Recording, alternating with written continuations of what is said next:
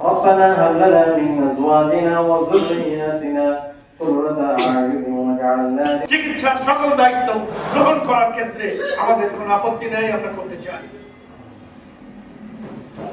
আজকে সকালে British high commissioner গিয়েছেন বেগম খালেদা জিয়ার শরীরের খবর নিতে। গতকাল চায়নার অ্যাম্বাসেডর গিয়েছে বেগম খালেদা জিয়ার খবর নিতে। বাংলাদেশের যতগুলি রাজনৈতিক দল সক্রিয়ভাবে তাদের অস্তিত্ব নিয়ে এখন টিকে আছে। রাহমাতিকা ইয়া আরহামার রাহিমিন। রাজনীতি বাংলাদেশের সাথে ভারতের বিশেষ করে বিএনপি রাজনৈতিক সম্পর্ক একটি বৈরিতার মধ্যে দীর্ঘদিন একটি দেশের উপদেষ্টাদের প্রধান তিনি নিজে গতকাল রাতে দেখতে গিয়ে সকল ব্যক্তিগত সকল ধর্ম সকল মতবাদের ঊর্ধ্বে উঠে দুই হাত তুলে এখন প্রতিদিন নামাজ তাহাজ্জুদ পড়ে মহিলারা যারা প্রত্যেকের বাড়িতে গিয়ে অনুগ্রহ করে বেগম খালেদা জিয়া আমার পৃথিবীর আর কোথাও কোনো স্বজনের দরকার নেই।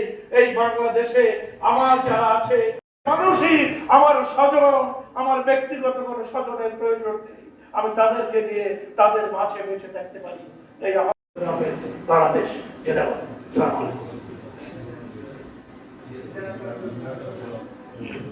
যে আমাদের মাঝে আমাদের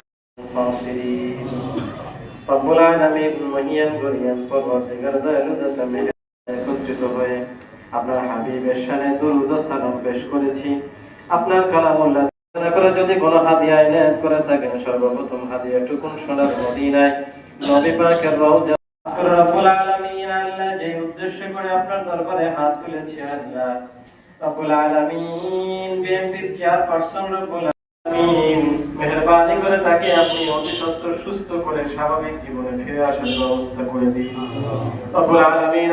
সকলকে আপনি সবরে জামিল করার তৌফিক দান করে দিন রব্বুল আলামিন। আল্লাহ আমরা যারা হাত তুলেছি বড় রব্বুল আলামিন আপনি যদি তাকে সুস্থ করে দেন, কোনো ডাক্তার কোনো মেডিসিন কোনো কিছুর প্রয়োজন হবে না রব্বুল আলামিন।